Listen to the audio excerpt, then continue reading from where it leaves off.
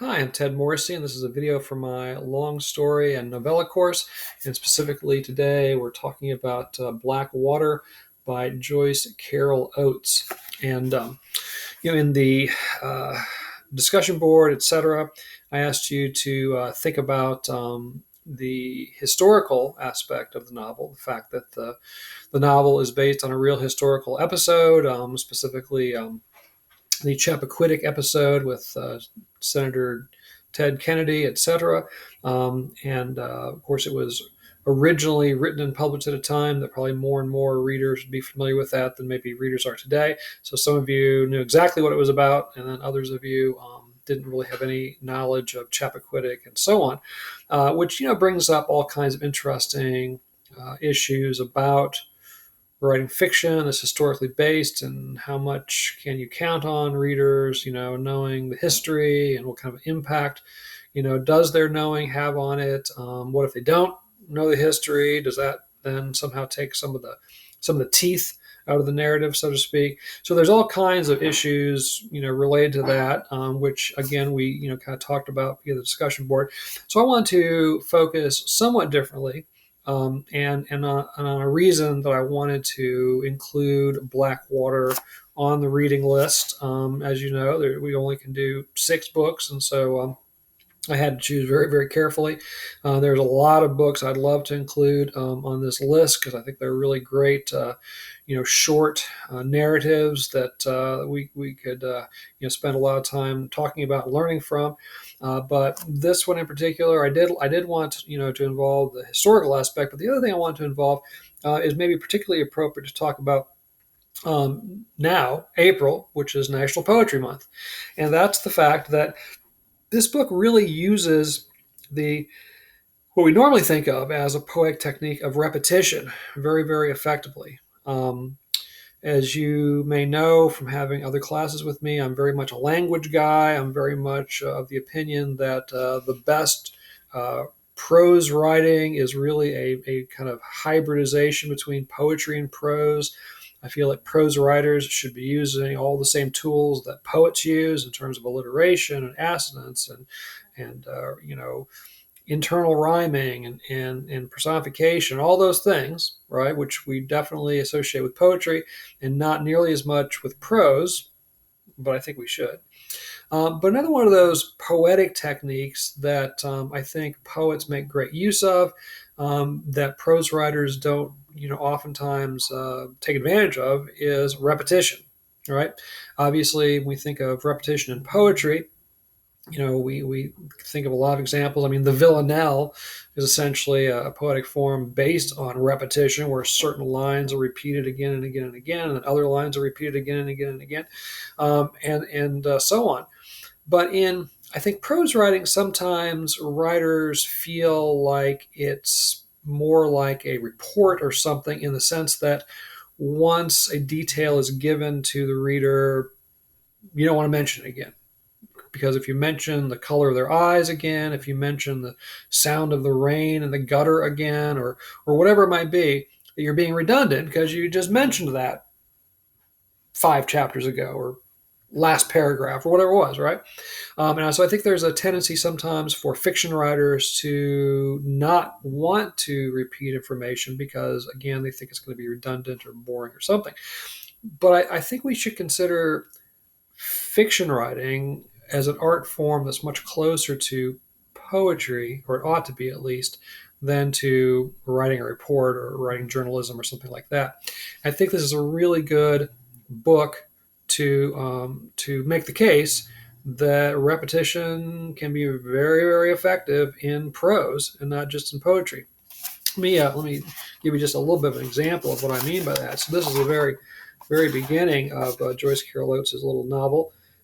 She writes, "The rented Toyota, driven with such impatient exuberance by the senator, was speeding along the unpaved, unnamed road, taking the turns in giddy, skidding slides, and then, with no warning, somehow the car had gone off the road and had overturned in black, rushing water, listing to its passenger's side, rapidly sinking.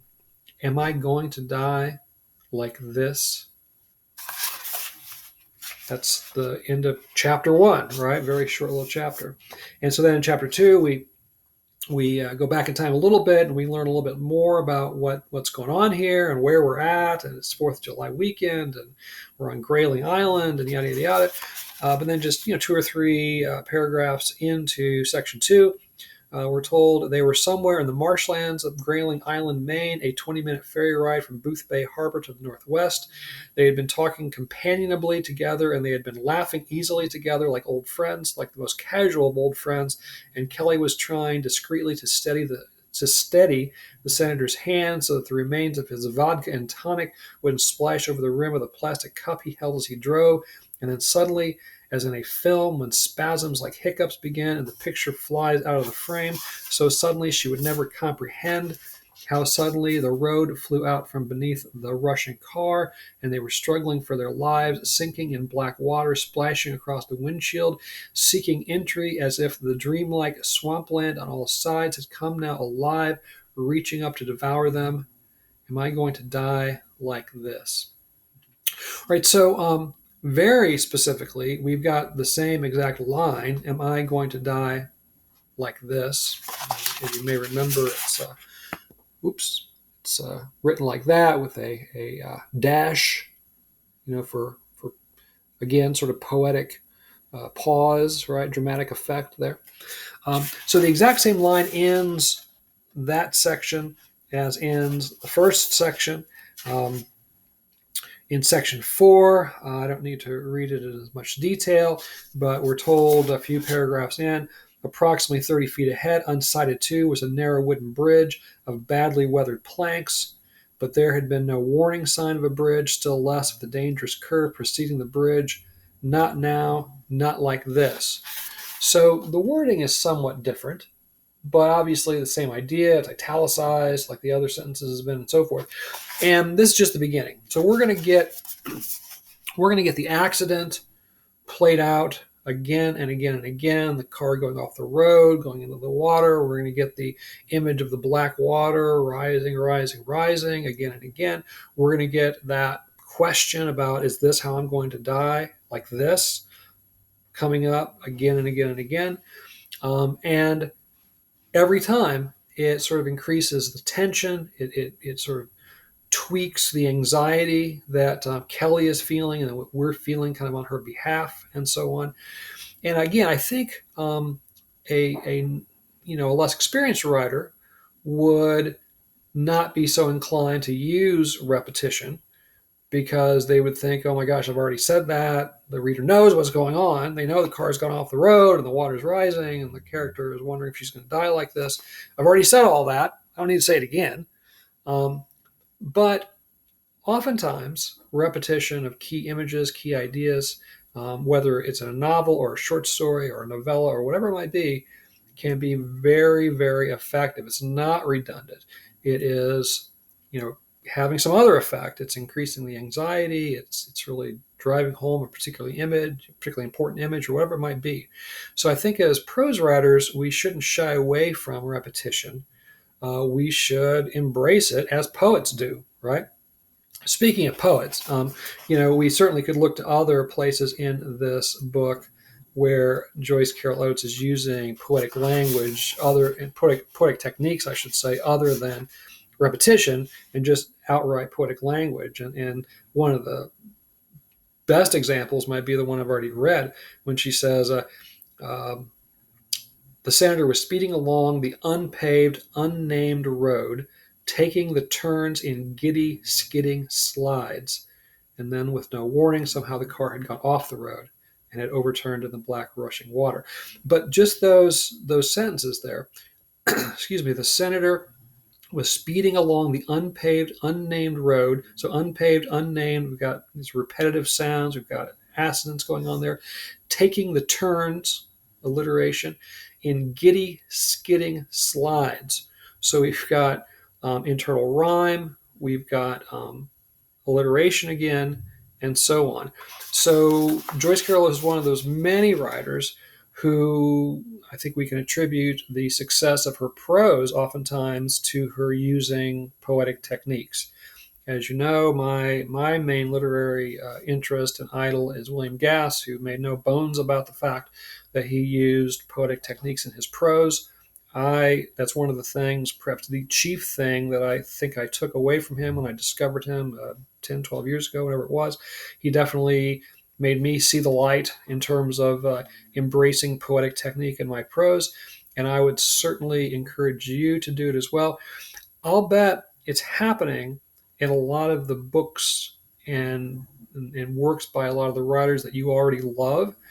And one of the reasons you love them is because of their using poetic techniques in their prose, but they're doing it so sort of seamlessly, and you probably weren't looking for it, so it didn't stand out to you. But I think if you go over to your bookcase and grab that book that you love, that you've read, a dozen times, or grab a book by an author that you love, and so forth, and just kind of open at random, I'll bet you'll start to see some poetic techniques being used in their prose. Again, alliteration, internal rhyming, repetition, whatever it might be, because I think the best prose writers, for my money at least, are the ones that are also incorporating poetic techniques into their prose. So I'm curious. Take a look. Do some of your favorite writers do that? Some of your favorite books, do they do that? Did you not realize they were doing that until now? I'd be really curious to hear what you have to say about prose writers embracing poetic techniques. All right, so I will stop there, and I look forward to seeing you down the digital road.